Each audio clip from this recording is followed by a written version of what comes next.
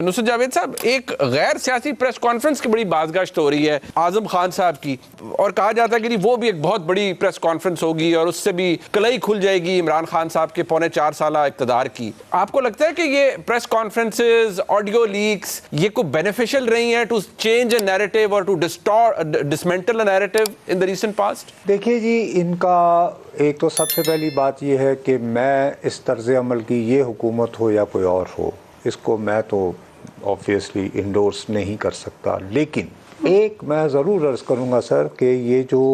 اس قسم کی جو پریس کانفرنسز ہوئی ہیں چند ایک، اور خاص طور پر مثال کے طور پر جیسے بزدار صاحب ہیں، انہیں وسیم اکرم پلس بنا دیا گیا تھا، اور وسیم اکرم پلس جو ہیں وہ ایک اتنی سی تمازت نہ برداشت کر پائے. اسی طرح یہ صاحب جن کے بارے میں آپ ایکسپیکٹ کر رہے ہیں، تو آپ لوگوں کو اس عمل سے نہیں روک پائیں گے. اگر فرض کریں ان کی یہی پریس کانفرنس ہو جاتی ہے اعظم خان صاحب کی، اس سوال سے قطع نظر کہ انہیں کیسے اٹھایا گیا، کیسے دباؤ میں آیا، وغیرہ وغیرہ وغیرہ، لیکن صاحب لوگ مجبور ہو جائیں گے پھر یہ کمپیئر کرنے کو کہ یار ایک فواد حسن فواد بھی تھے، ایک احد چیمہ بھی تھے، ان بیچاروں کا کیریئر تباہ ہوا، ان کے خاندان تباہ ہوئے، لیکن انہوں نے تو طوطے کی طرح اور بڑے اپنے باس کے بارے میں بولنے سے انکار کر دیا. تو کم از کم یہ میسج جو جائے گا کہ چودھری اعتزاز احسن صاحب کے ہمسائے میں جو مشہور زمانہ کرکٹ سے سیاستدان رہتے ہیں وہ اور کچھ نہ صحیح تو مردم شناس نہیں ہے.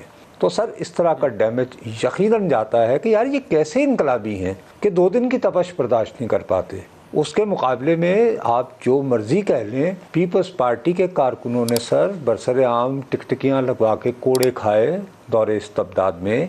اور ابھی جو دور گزرا ہے اس میں خواجہ سعد رفیق ہوں، مطلب میں سب سے زیادہ میں عرض کروں گا جی، رانا ثناء اللہ صاحب کسی بھی سیاستدان پر منشیات کا کیس بنانا خدا کے لیے سر یہ بہت، ایک اس سے پہلے آصف زرداری صاحب کے ساتھ وہ ہوا تھا، وہ جو ایک فیمس ڈرگ کے ساتھ وہ ان کو ایسوسیٹ کیا جا رہا تھا. تو میرا یہ ہے کہ ان میں سے کوئی ایک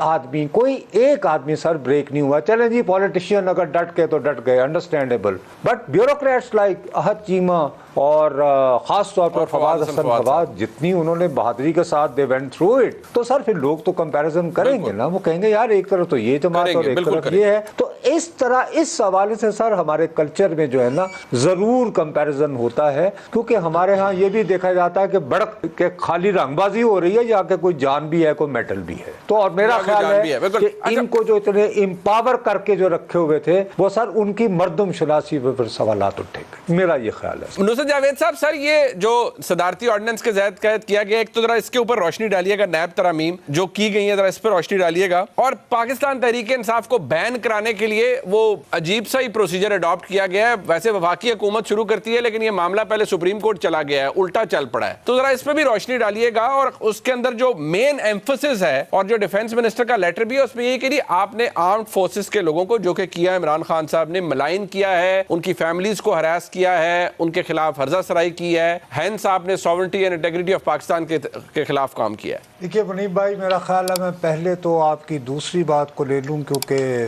اس کو ڈسمسو وے میں ڈسکس کرنا ذرا زیادہ آسان ہے. مجھے جتنا تھوڑا بہت اپنے جرنلزم کے تجربے سے یاد ہے کہ ہمارے ہاں سپریم کورٹ کی معاونت سے ابھی تک صرف ایک جماعت کو قلعدم ٹھہرایا گیا، نام تھا اس کا نیشنل عوامی پارٹی، سربراہ تھے اس کے خان عبدالولی خان صاحب، اور اس میں فریق جو تھی وہ ریاست تھی. اور اس زمانے میں جو ڈوسیئر وغیرہ جو الزامات تھے کہ یہ پختونستان اور انڈیا سے تھیلیاں ویلیاں جو بھی ایلیگیشنز تھے وہ ریاست نے پرووائڈ کیے تھے. اب اس صورت میں اگر ایک لیٹر جو ہے وزیر دفاع صاحب کا لکھا ہوا اس کو ایک پرائیویٹ شہری جو ہے وہ استعمال کرتے ہوئے کرے، تو سر میں یہ پوچھنے کی جسارت کروں گا کہ وزیر دفاع صاحب وہ کہتا ہے کہ ان کے پیروں میں مہندی لگی ہے. مجھے تو یہ خدشہ ہے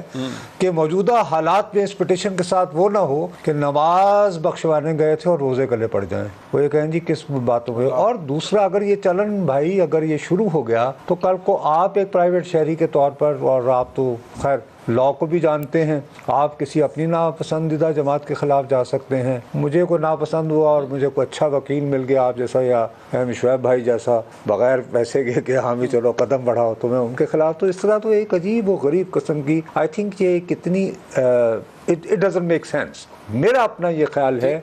कि फार मोर क्रूशल ये जो सेकंड वाली जो बात है जो आप कर रहे हैं ना सुप्रीम कोर्ट जाने के यानी कि पाबंदी लगवाने वाली, मेरी नज़र में इट इज़ काफियस एब्सर्डिटी, उससे ज़्यादा कुछ नहीं है। ताहम ये जो पहला इशू है ना भाई, मैं इसकी वजह से परेशान हूँ। नज़र बज़ाहिर आपको फ़ौरन लगेगा कि जी ये पर्सन स्पेसिफिक है, एक आदमी को घेरने के लिए है, किसी हद तक दुरुस्त भी लगता है, लेकिन इतनी हाड़ा हुड़ी में इतनी जल्दी में किया भी था तो साहब कितने दिनों से ये जारी हो चुका है, और फिर कोई फास्ट ट्रैक कोई यानी मूवमेंट होनी चाहिए थी जो आपको नज़र नहीं आ रही अभी, तो कम से कम अभी तक। सेकंड बात ये है कि बदकिस्मती है हमारे मुल्क की कि यहाँ पे हुकूमतों को बहला फुसला कर, मसलन जैसे मेरे भाई दस्तगीर साहब कह रहे थे कि जी नैब ये शिकवा कर रही थी कि साहब हमें अपने काम की मुश्किल हो रही है, वाइट कॉलर क्राइम होता है। सर जहाँ तक मुझे याद पड़ता है नैब अपनी मौजूदा फॉर्म में जब 90 दिनों का अख्तियार भी था, किसी को भी उठा के जंगी कैदियों की तरह डाल दो, तो ऐसे ही उसके बावजूद अगर अभी तक ये कैपेसिटी नहीं डेवलप कर पाई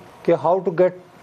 वाइट कॉलर क्राइम्स, तो आई थिंक फिर इस कारखाने को बंद ही हो जाना चाहिए कि मतलब ये कि वो गॉड से if they could not develop expertise 1999 और आज हम बात कर रहे हैं 2023 की, और ये बताइए कि कौन सी यहाँ की उस्मान बुज़दार साहब को 13 नोटिस गए हैं जी, 2 दफा वो पेश हुए हैं, कोई हमारे सामने आता नहीं है, फिर हम प्रोसिक्यूशन कैसे करें, हम इंक्वायरी कैसे करें, हम इन्वेस्टिगेशन कैसे करें, किसी को डर होगा तो कोई हमारे सामने जारी कर देना, इन्वेस्टिगेशन स्टेज पे कोई नहीं आता, उसमें मौजूद नहीं, वो कहते हैं इंक्वायरी स्टेज पर जारी करें। नुसरत साहब प्लीज सर। अच्छा चलें जी कर लें, लेकिन सर मैं सिर्फ ये इतना अर्ज करूंगा कि पाकिस्तान की तारीख का एक अदना तालिब इल्म होते हुए जो सियासी मामलात हैं, मैं तो ये सोच रहा हूं कि किसके घर जाएगा बकौल गालिब सैलाब वबा मेरे बाद। ये अजीबो गरीब है, जैसे भुट्टो साहब को ये सबक पढ़ाया गया था, ये नेशनल अवामी पार्टी पर जब पाबंदी लगी थी और उसके बाद हैदराबाद ट्रिब्यूनल, तो वो इंटरनेशनल कम्युनिटी से अपने वकला लाना चाहते थे, तो इन्होंने जल्दी में एक कानून बनाया, जाहिर है किसी की फरमाइश पे बनाया था, जो पाकिस्तान की सालमियत और उसके बारे में और गद्दारों से महफूज रखने के लिए हमेशा एक्टिव रहते हैं। नतीजा क्या हुआ कि जब भुट्टो साहब के लिए, मुझे अभी भी याद है रमज़े क्लार्क जैसे और भी इस तरह के इंटरनेशनल लेवल के वकला पेश होना चाह रहे थे, जब उन पर कत्ल का मुकदमा हुआ तो वो उसका बार था। मैं तो ये महसूस कर रहा हूँ कि ये हुकूमत जिसकी अपनी टर्म 12 को ख़त्म हो जानी है, 12 अगस्त को, ये अपने हाथों से उन्होंने कुल्हाड़ा तैयार करके चेयरमैन नैब को दे दिया है। अब चेयरमैन नैब जिसको चाहेंगे वो इलेक्शन लड़ेगा। सर मैं आज आपको ये प्रिडिक्ट कर रहा हूँ, ये पता नहीं कहाँ की जी चेयरमैन साहब ने फरमाइश की। मैं सर मैं इस पे बजिद हूँ। देखिए वैसे भी आजकल एक लफ्ज तो आप सुनते होंगे बड़ा फैशन में है, लेवल प्लेइंग फील्ड। जी जी जी जी आप समझ गए ना बात को। तो क्या ऐसा तो नहीं हो सकता ना कि अब यानी पीपल्स पार्टी और पीएमएलएन में सारे ही लोगों का दूध के धुल गए, ऐसा तो नहीं होगा, किसी ना किसी के बेचारे का नहीं, कोई भी नहीं दूध, जब वक्त आता है तो सर कोई भी दूध का धुला नहीं होता। But I would like to discuss मेरा तो मैं अगर मैं हुकूमत में होता तो मैं परेशान होता और मैं रोकने की कोशिश करता इसको, अगर मैं हुकूमत होता। Thank God I am not there.